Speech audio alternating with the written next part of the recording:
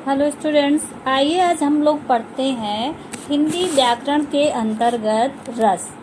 सबसे पहले हम यह जानेंगे कि रस होते क्या हैं। साहित्य में सामान्यतः रस का अर्थ है आनंद। किसी भी साहित्य के अध्ययन से, देखने से जो हमें आनंद प्राप्त होता है उसे ही रस कहते हैं। आचार्यों ने रस को काव्य की आत्मा कहा है।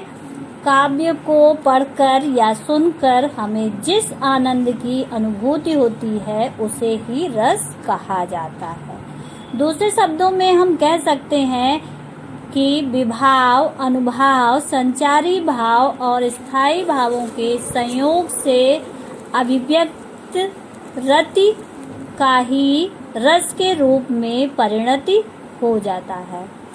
हिंदी भाषा में रस के 4 अंग हैं: विभाव, अनुभाव, संचारी भाव और स्थायी भाव। सबसे पहले हम लोग जानेंगे कि विभाव क्या होता है। जिसके कारण स्थायी भाव जागृत हो उसे विभाव कहते हैं। जिस कारण से हमारे मन में स्थायी भाव जागृत हो रहा है उसे विभाव कहते हैं। विभाव 2 प्रकार के होते हैं। पहला आलंबन विभाव और दूसरा उद्दीपन विभाव। आलंबन विभाव किसे कहेंगे? जिसके प्रति मन में स्थायी भाव जागृत हो उसे आलंबन विभाव कहते हैं, तथा जिसके मन में स्थायी भाव जागृत हो उसे आश्रय कहते हैं। उद्दीपन विभाव वह होता है जो जागृत भावों को उद्दीप्त करते हैं, मतलब जो भाव हमारे मन में उत्पन्न हो रहे हैं उनमें और उद्दीपन कर देते हैं, उसे और बढ़ा देते हैं, उन्हें ही उद्दीपन विभाव कहते हैं। अब आया अनुभाव। स्थायी भाव जागृत होने पर आश्रय की बाह्य चेष्टाओं को ही अनुभाव कहते हैं।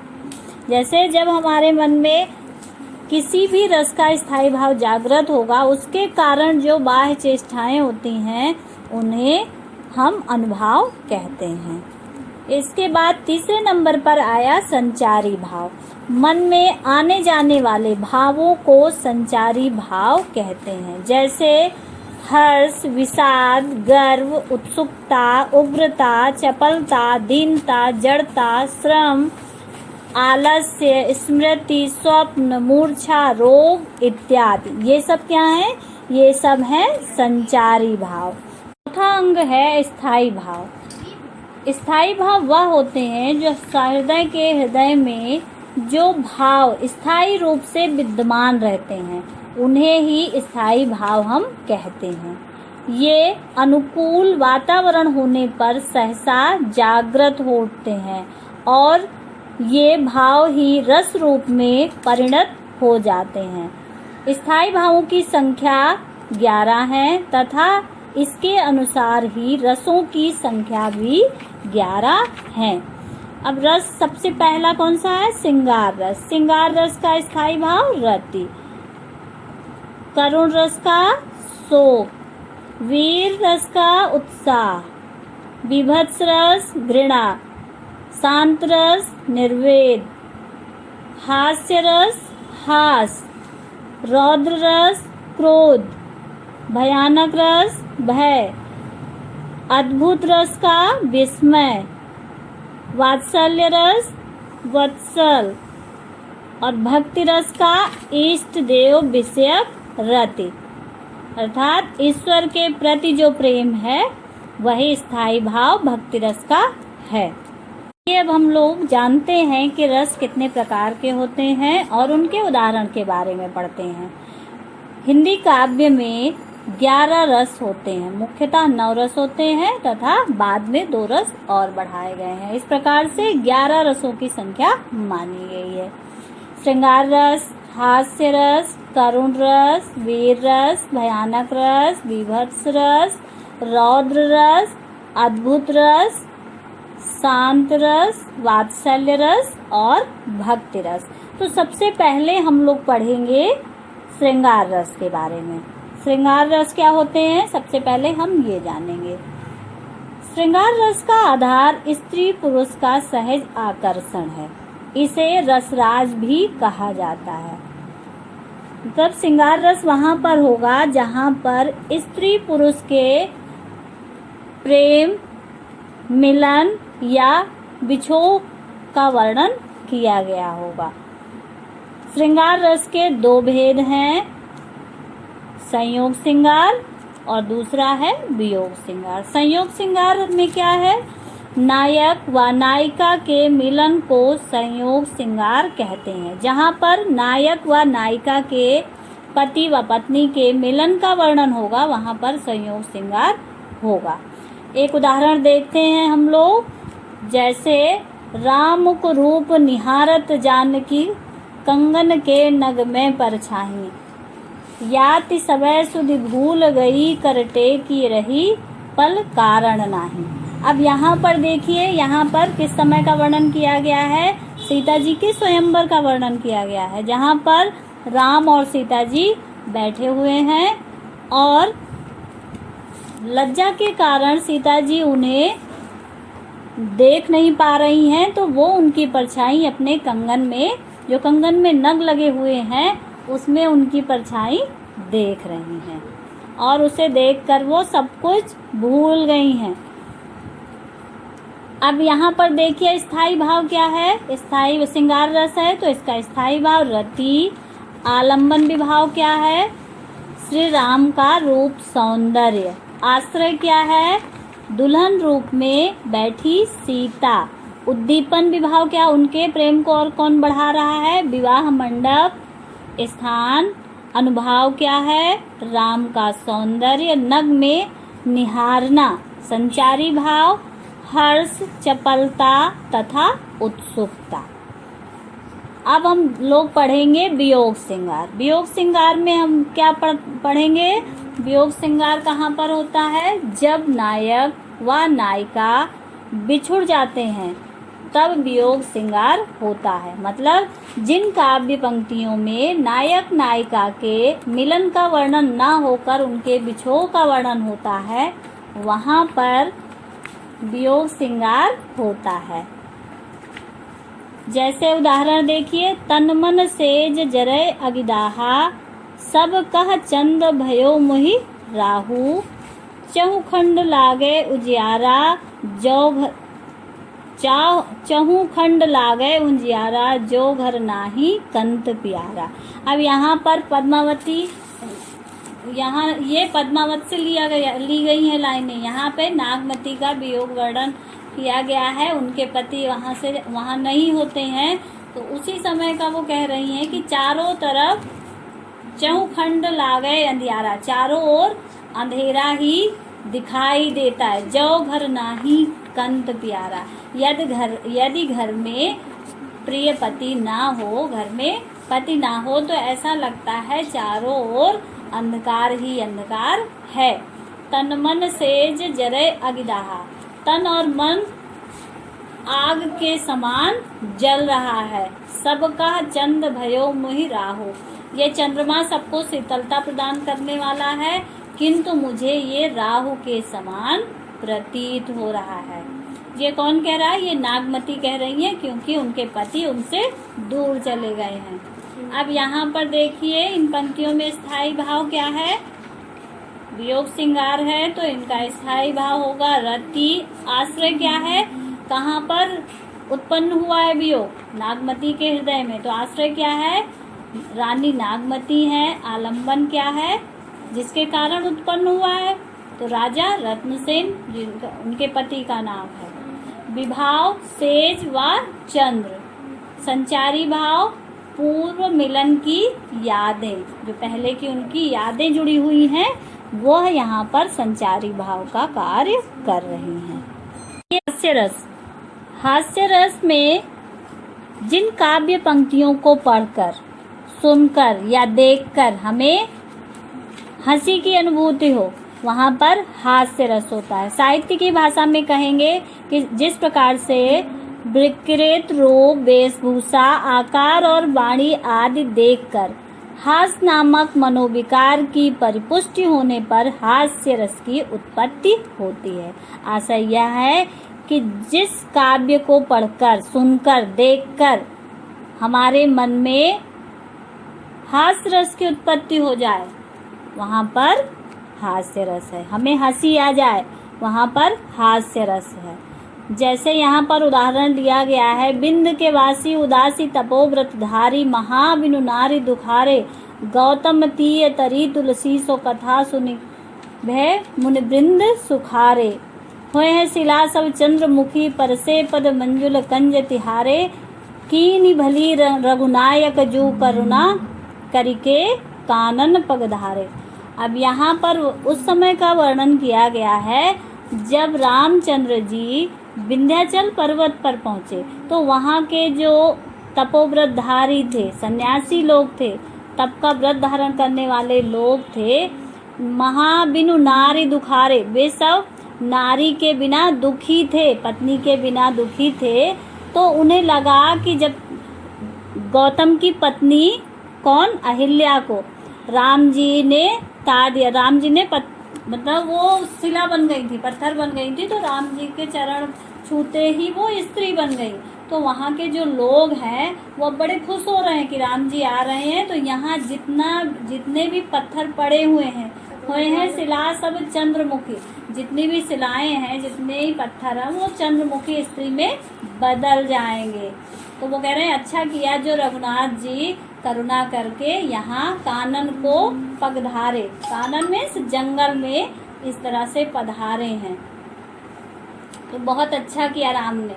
तो यहाँ पे उनके जो भावनाएं हैं उससे हंसी उत्पन्न हो रही है कि किस प्रकार से वो सोच रहे हैं कि सारे पत्थर स्त्री रूप में बदल जाएंगे। ऐसे हम दूसरा भी उदाहरण ले सकते हैं, जैसे लाला की लाली यूं बोली,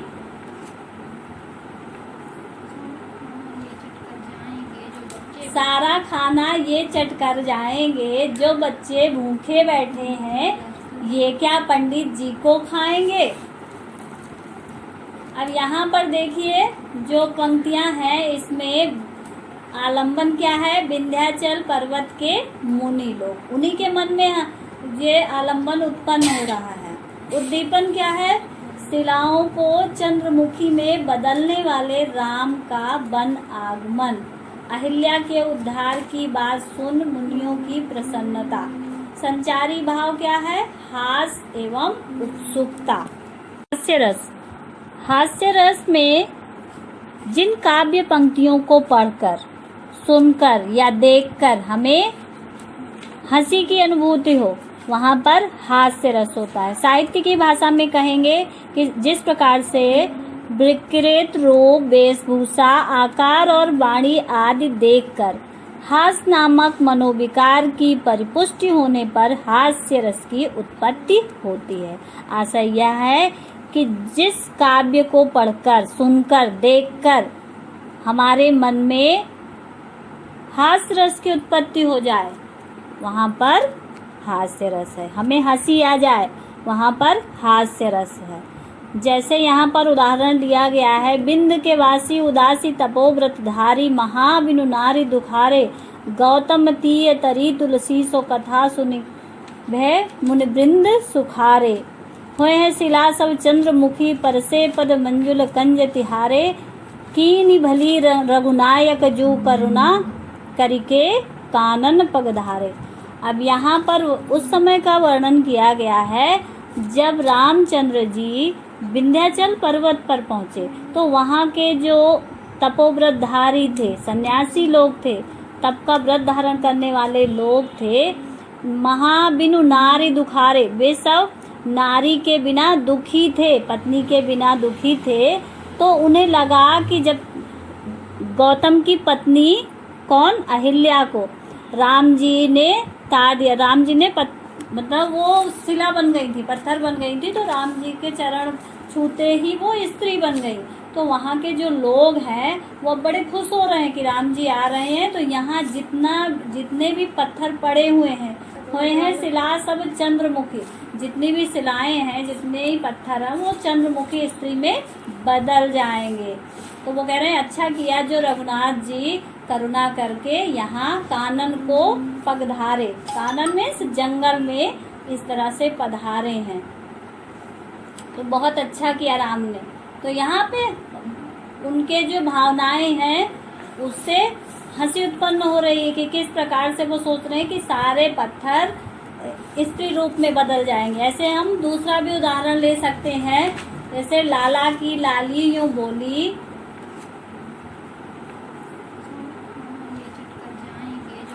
सारा खाना ये चट कर जाएंगे, जो बच्चे भूखे बैठे हैं ये क्या पंडित जी को खाएंगे। अब यहाँ पर देखिए जो पंक्तियां हैं इसमें आलंबन क्या है, विंध्याचल पर्वत के मुनि लोग, उन्हीं के मन में ये आलंबन उत्पन्न हो रहा है। उद्दीपन क्या है, शिलाओं को चंद्रमुखी में बदलने वाले राम का वन आगमन, अहिल्या के उद्धार की बात सुन मुनियों की प्रसन्नता। संचारी भाव क्या है, हास एवं उत्सुकता। करुण रस वहाँ पर होता है जहाँ पर किसी शोक के दृश्य का वर्णन हो, किसी अपने के बिछड़ने का वर्णन हो और पुनः ना मिल पाने की संभावना हो, वहाँ पर शोक करुण रस होता है।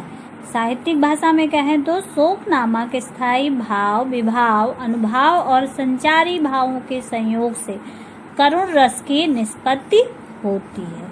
उदाहरण के लिए हम लोग देख सकते हैं, कौरवों का श्राद्ध करने के लिए या कि रोने को चिता के सामने, शेष अब है रह गया कोई नहीं, एक वृद्धा एक अंधे के सिवा। अब यहाँ पर जो उदाहरण लिया गया है वह उस समय का लिया गया है जब कुरुक्षेत्र में धृतराष्ट्र और गंधारी के सारे पुत्र मारे गए हैं। उस समय का वर्णन यहाँ पर हो रहा है कि कौरवों का श्राद्ध करने के लिए और उनकी चिता के सामने रोने के लिए अब कोई नहीं रह गया है। कौन बचा है, एक वृद्धा और एक अंधे के सिवा अब कोई नहीं रह गया, अर्थात गंधारी और धृतराष्ट्र के अलावा कोई नहीं बचा है। यहाँ पर इस काव्य पंक्तियों को पढ़कर हमारे मन में शोक का भाव उत्पन्न होता है कि अरे बताइए 100 पुत्र मार दिए गए, सभी मारे गए, कोई नहीं बचा कौरवों का, सिर्फ धृतराष्ट्र और गांधारी बची हैं। अब यहाँ पर देखिए करुण रस का स्थायी भाव क्या है, शोक है। आश्रय कौन है, किनके मन में शोक उत्पन्न हो रहा है, गांधारी और धृतराष्ट्र के मन में। आलंबन कौन है, किसके कारण शोक उत्पन्न हो रहा है, कौरव के कारण, जो कौरव मारे गए हैं उनके कारण। उद्दीपन, उनके दुख को और अधिक कौन बढ़ा रहा है और उसमें उद्दीप्त कौन कर रहा है, कौरवों की जो चिताएं लगी हुई है वह उनके श्राद्ध की जो प्रक्रिया चल रही है उसे देखकर उसके कारण उनका दुख और अधिक बढ़ रहा है, उनके शोक की स्थिति और बढ़ रही है। अनुभाव क्या है, अश्रु बहना, दुख के कारण, करुणा के कारण उनकी आंखों से आंसू बह रहे हैं। संचारी भाव, चिंता, दैन्य, विवशता उनकी और विषाद आदि। वीर रस, वीर रस जिन काव्य पंक्तियों को पढ़ने से हमारे मन में उत्साह नामक स्थायी भाव उत्पन्न होता है वहाँ पर वीर रस होता है। उत्साह की अतिशयता में वीर रस होता है। यह उत्साह युद्ध में दान, दया, धर्म आदि के लिए होता है। मतलब दान में वीर, युद्ध में वीर, दया में वीर, धर्म में वीर। उदाहरण के लिए हम देखते हैं, मैं सत्य कहता हूँ सखे सुकुमार मत जानो, मुझे यमराज से भी युद्ध में प्रस्तुत सदा मानो, मुझे है और की तो बात क्या गर्व मैं करता नहीं, मामा तथा निस्तात से भी युद्ध में डरता नहीं। अब यहाँ पर किसके हृदय में उत्साह उत्पन्न हुआ है, यहाँ अभिमन्यु कह रहे हैं जब कौरवों ने चक्रव्यूह की रचना की तो उस समय अर्जुन वहां पर नहीं थे, अर्जुन के अलावा और किसी को चक्रव्यूह भेदन नहीं आता था। तभी अभिमन्यु कहते हैं कि मैं चक्रव्यूह तोड़ना जानता हूँ, लेकिन अभिमन्यु एक बालक थे इसलिए उनकी बात पर विशेष ध्यान नहीं दिया जा रहा था। तो वो कहते हैं मैं सत्य कहता हूँ, वो कह रहे हैं मैं सच कह रहा हूँ कि मुझे आप लोग सुकुमार मत समझो, नाजुक कमजोर मत समझो, यमराज से भी युद्ध में प्रस्तुत सदा मानो मुझे। मैं अगर मेरे सामने यमराज भी आ जाए तो मैं उससे भी युद्ध कर लूंगा। अब यहाँ पर युद्ध वीर वीरता की बात की जा रही, युद्ध में वीरता की बात की जा रही है। और की तो बात क्या, गर्व मैं करता नहीं, मामा तथा निज तात से। मामा कौन? कृष्ण। निज तात अपने पिता अर्थात अर्जुन से भी अगर युद्ध करना पड़ जाए तो मैं बिल्कुल डरने वाला नहीं हूँ। अब यहाँ पर जो ये स्थायी भाव उत्पन्न हुआ है उत्साह का, वह किसके हृदय में उत्पन्न हुआ है? अभिमन्यु के। तो अभिमन्यु यहाँ पर क्या हो गए? आश्रय। अब किस कारण, किनके प्रति उत्पन्न हुआ है? कौरवों के प्रति। तो आलम्बन कौन है यहाँ पर? कौरव। उद्दीपन, उनका जो उत्साह है, उनकी वीरता को बढ़ा रहा है, जो उनके हृदय में जो उत्साह उत्पन्न कर रहा है भाव, वह क्या है? वह चक्रव्यूह की रचना। अनुभाव अभिमन्यु के वाक्य। संचारी भाव क्या है यहाँ पर? गर्व, उत्सुकता, हर्ष आदि। यहाँ पर भयानक रस।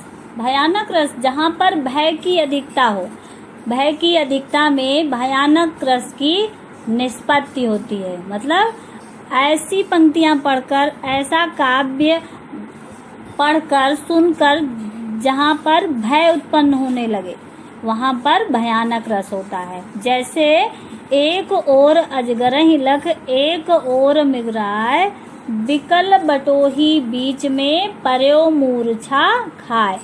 एक यात्री था, एक बटोही था, वो जा रहा था, उसके एक तरफ से अजगर आ गया और दूसरी तरफ से सिंह आ गया, शेर आ गया। अब ऐसी स्थिति देखकर वह अत्यंत भय उत्पन्न हो गया उसके हृदय में, और भय के कारण वह वहीं पर मूर्छित होकर गिर पड़ा। अब यहाँ पर स्थायी भाव क्या है? स्थायी भाव है, भयानक का स्थायी भाव है भय। उसे डर लगने लगा, डर के कारण वह मूर्छित हो गया। आश्रय क्या है? यात्री। किसके हृदय में डर उत्पन्न हुआ है? यात्री के। तो आश्रय क्या हो गया? यात्री। आलंबन यहाँ कौन है? किस कारण भय उत्पन्न हुआ? अजगर और सिंह के कारण। शेर और अजगर को देखकर उसके हृदय में भय उत्पन्न हो गया। उद्दीपन क्या है? अजगर व सिंह की भयावह आकृति व चेष्टाएं। चेष्टाएं क्या हो सकता है? जो सिंह था वो गुर्रा रहा हो, या उन्हें देखकर भी, उनकी आकृति देखकर, उनका भयानक शरीर देखकर, बड़ा शरीर देखकर ही उसका मन और अधिक डर गया हो। अनुभाव यात्री की मूर्छा, मतलब भय जब उत्पन्न हुआ तो उसका प्रभाव क्या पड़ा? प्रभाव यह पड़ा कि डर के मारे वह मूर्छित हो गया। संचारी भाव क्या है यहाँ पर? दैन्य, शंका, व्याधि, त्रास आदि यहाँ पर संचारी भाव हैं। विभत्स रस, घृणित वस्तुओं को देखकर अथवा उसके बारे में सुनकर मन में जो घृणा उत्पन्न होती, घिन आती है, उससे ही विभत्स रस की उत्पत्ति होती है। जैसे हम उदाहरण लेते हैं, आंखें निकाल उड़ जाते, क्षण भर उड़कर आ जाते, सब जीव खींच कर कौवे, चुभला चुभला कर खाते, भोजन में स्वान लगे मुर्दे, भू पर थे लेटे, खा मांस चाट लेते थे, चटनी सम बहते बहते बेटे। अब यहाँ पर वर्णन जो किया गया है वह है युद्ध भूमि का। युद्ध भूमि में जब चारों तरफ लाशें पड़ी होती हैं तो उस समय उन लाशों को उठाकर दफनाने या उनको जलाने, क्रियाकर्म करने का प्रयास कौन करे? वहां पर सभी मरे पड़े हुए होते हैं। तो ऐसी स्थिति में जो वहां का वर्णन किया गया कि किस तरह से जो लाशें पड़ी हुई हैं वहां पर आंखें निकाल उड़ जाते, क्षण भर उड़कर आ जाते। ये कौवा या ये होते हैं जो गिद्ध वगैरह, ये लाश से जो शव पड़े हुए हैं उनकी आंखें निकाल कर उड़ जाते हैं, और आंखें निकाल कर क्या करते होंगे? खा जाते होंगे। सब जीभ खींच कर कौवे, शव पड़ा हुआ है, लाश पड़ी हुई है, उसमें से कौवे जीभ खींच कर ले जा रहे हैं और उसे चुगला चुगला कर खा रहे हैं। मतलब इस तरह के दृश्य का वर्णन यहाँ किया गया है कि पढ़ते ही हमारे मन में घृणा, घिन का भाव उत्पन्न हो जाता है। और जहाँ पर यह भाव उत्पन्न हो जाए, मतलब उन काव्य पंक्तियों को पढ़कर, सुनकर जब हमारे मन में घृणा का भाव उत्पन्न हो जाए वहां पर विभत्स रस होता है। अब यहाँ पर देखिए स्थायी भाव क्या है। स्थायी भाव है यहाँ पर घृणा। विभत्स रस का स्थायी भाव घृणा, क्योंकि इनको पढ़कर हमारे मन में घिन उत्पन्न हो गई। आलंबन क्या है? मांस, खून और जो मुर्दे पड़े हुए हैं जिनके कारण घिन उत्पन्न हो रही है हमारे मन में। उद्दीपन क्या है? कौवों, कुत्तों आदि द्वारा मांस चुभला चुभला कर खाना। अनुभाव आंखें बंद करना। जब ऐसा दृश्य दिखता है हमारे आंखों के सामने तो हम क्या करते हैं? उसे देखना नहीं चाहते, आंखें बंद कर लेते हैं। नाक बंद करना, एक ओर से बचकर निकलना। संचारी भाव क्या है यहाँ पर? घृणा, डर आदि यहाँ पर संचारी भाव है। जब किसी एक पक्ष या एक व्यक्ति द्वारा दूसरे पक्ष या दूसरे व्यक्ति का अपमान करने अथवा अपने गुरुजन आदि की निंदा से जो क्रोध उत्पन्न होता है उसे रौद्र रस कहते हैं। जैसे हम लोग यहाँ पर एक उदाहरण ले सकते हैं। उस काल मारे क्रोध के तनु कांपने उनका लगा, मानो हवा के वेग से सोता हुआ सागर जगा। मुख बाल रवि सम लाल होकर ज्वाल सा बाधित हुआ, प्रलयार्थ उनके मिस वहां क्या, काल ही क्रोधित हुआ। अब यहाँ पर किस समय का वर्णन है? यहाँ उस समय का वर्णन है जब अभिमन्यु को 7 महारथियों ने मिलकर मार दिया था। अभिमन्यु अकेला था और सभी ने मिलकर उसे मार दिया था। उस समय अर्जुन की क्या स्थिति हो रही है उसका वर्णन यहाँ पर किया गया। यहाँ स्थायी भाव क्या है? क्रोध है। आलंबन, अभिमन्यु को मारने वाला जयद्रथ। उद्दीपन क्या है? अकेले छोटे से चक्रव्यूह में फंसाकर 7 महारथियों का आक्रमण करना। अनुभाव, शरीर कांपना, मुख का लाल होना।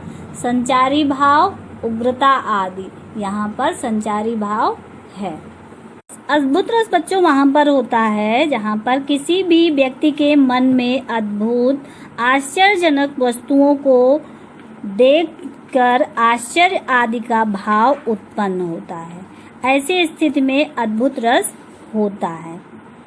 उदाहरण हम लोग लेते हैं। अंबर में कुंतल जाल देख, पद के नीचे पाताल देख, मुट्ठी में तीनों काल देख, मेरा स्वरूप विकराल देख। सब जन्म मुझी से पाते हैं, फिर लौट मुझी में आते हैं। अब ये किस समय का वर्णन है? जब कृष्ण जी कहाँ गए थे? दुर्योधन के पास। दुर्योधन के बाद संधि का प्रस्ताव लेकर कृष्ण जी गए थे। वहां पर जब दुर्योधन ने उन्हें बांधने का प्रयास किया उस समय कृष्ण जी ने अपना विराट स्वरूप दिखाया। अंबर में कुंतल जाल देख, उनके जो कुंतल मीन्स बाल कहाँ तक पहुंच गए? मतलब उनका सिर अंबर के समान ऊंचा, जितना ऊंचाई पर अंबर है वहां पर उनका सिर पहुंच गया और पैरों के नीचे उनके पाताल था। मुट्ठी में तीनों काल देख, उनकी मुट्ठी में तीनों काल थे। ये उनका स्वरूप विकराल देखकर वहां पर उपस्थित सभी लोग आश्चर्यचकित रह गए। तो जहां पर विस्मय की स्थिति हो, आश्चर्य की स्थिति हो, वहां पर अद्भुत रस होता है। यहाँ स्थायी भाव क्या है? विस्मय है। आलंबन, ईश्वर का विराट स्वरूप, कृष्ण का जो विराट स्वरूप है वह आलंबन है। उद्दीपन क्या है? ईश्वर के विराट स्वरूप के अद्भुत क्रियाकलाप। अनुभाव, आंखें फाड़कर देखना, स्तब्ध रह जाना। संचारी भाव, भ्रम, औत्सुक्य, चिंता, त्रास आदि यहाँ पर संचारी भाव है। शांत रस, ज्ञान की प्राप्ति अथवा संसार से वैराग्य होने पर शांत रस की उत्पत्ति होती है, जहाँ न दुख है, न सुख, न द्वेष, न राग और न कोई इच्छा। ऐसी मना स्थिति में उत्पन्न रस को मुनियों ने शांत रस कहा है। उदाहरण के लिए हम देख सकते हैं, कबहू को हाँ यही रहन रहूंगो, श्री रघुनाथ कृपालु कृपा ते, संत स्वभाव गहूंगो।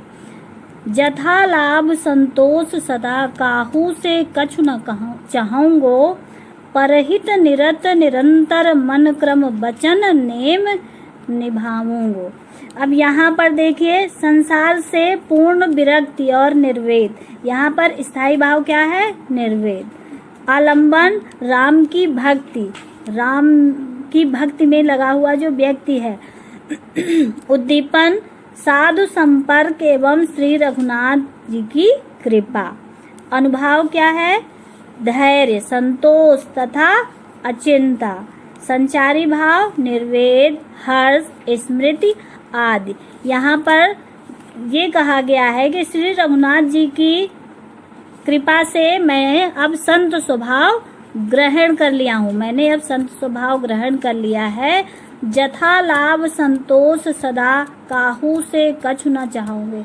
मतलब जिस प्रकार की स्थिति है, हर स्थिति में लाभ हो हानि हो, मैं संतोष धारण करे रहूंगा, किसी से कुछ भी नहीं चाहूंगा। परहित निरत निरंतर, दूसरों के हित के लिए ही मैं मन वचन और क्रम से हमेशा निरंतर लगा रहूंगा, निभाने का प्रयास करूंगा इस नियम का। वात्सल्य रस, माता पिता का अपने पुत्रादि पर जो नैसर्गिक स्नेह होता है उसे वात्सल्य रस कहते हैं। अर्थात जहाँ पर काव्य पंक्तियों में पुत्र के प्रति माता पिता या बड़ों के स्नेह का वर्णन किया जाता है, वहाँ पर वात्सल्य रस होता है। जैसे यहाँ पर उदाहरण हम देखते हैं, किलकत कान घुटुरवन आवत, मणिमय कनक नंद के आंगन, बिंब पकड़बे धावत। कबहू निरख हरि आप छाह को, करसो पकड़न चाहत, किलक की हसत राजत द्वैदतिया, पुन पुन ते अवगाहत। यहाँ पर जब कृष्ण जी छोटे हैं उस समय का वर्णन यहाँ पर किया गया है कि किस प्रकार से किलकारी मारते हुए कृष्ण जी घुटनों के बल आ रहे हैं। मणिमय कनक नंद के आंगन, नंद के आंगन में वो अपने बिंब को देखकर, अपनी परछाई देखकर उसे पकड़ने के लिए दौड़ रहे हैं। कबहू निरख हरि आप छा, हरि किसके लिए आया? कृष्ण जी के लिए। कभी तो कृष्ण अपनी ही छाह को देखते हैं और उसे करसो पकड़न चाह, अपने हाथों से पकड़ना चाहते हैं। अब यहाँ पर स्थायी भाव क्या है? वात्सल्य, वत्सल स्थायी भाव है। आश्रय क्या है? माता यशोदा। आलंबन, बालक कृष्ण। उद्दीपन, घुटनों के बल चलना, हंसना, मुस्काना आदि। अनुभाव क्या है? पुलकित होना, दूध पीना। संचारी भाव, हर्ष, औत्सुक्य आदि यहाँ पर संचारी भाव है। अब आइए हम लोग अंतिम रस पढ़ते हैं, 11वां रस, जिसका नाम है भक्ति रस। जहाँ पर ईश्वर के प्रति श्रद्धा और प्रेम का भाव हो वहाँ पर भक्ति रस होता है। उदाहरण के लिए हम देख सकते हैं, मेरे तो गिरधर गोपाल दूसरो न कोई, जाके सिर मोर मुकुट मेरो पति सोई। यहाँ पर मीराबाई जी की पंक्तियाँ ली गई हैं। मीराबाई जी कहती हैं कि मेरे तो गिरधर गोपाल हैं और दूसरा कोई नहीं है। जिसके सिर पर मोर पंख से बना हुआ मुकुट लगा है वही मेरे पति हैं। अब यहाँ पर स्थायी भाव क्या है? यहाँ पर मीरा की जो भक्ति है वो कृष्ण के प्रति है, और यहाँ स्थायी भाव क्या है? ईश्वर विषयक रति, ईश्वर से जो प्रेम है, स्नेह है, श्रद्धा है, वह रति है। यहाँ स्थायी भाव ईश्वर विषयक रति है। आलंबन, श्री कृष्ण जी हैं। उद्दीपन, कृष्ण लीलाएं हैं। अनुभाव, रोमांच, अश्रु आदि हैं। संचारी भाव, हर्ष, गर्व, निर्वेद, औत्सुक्य आदि हैं।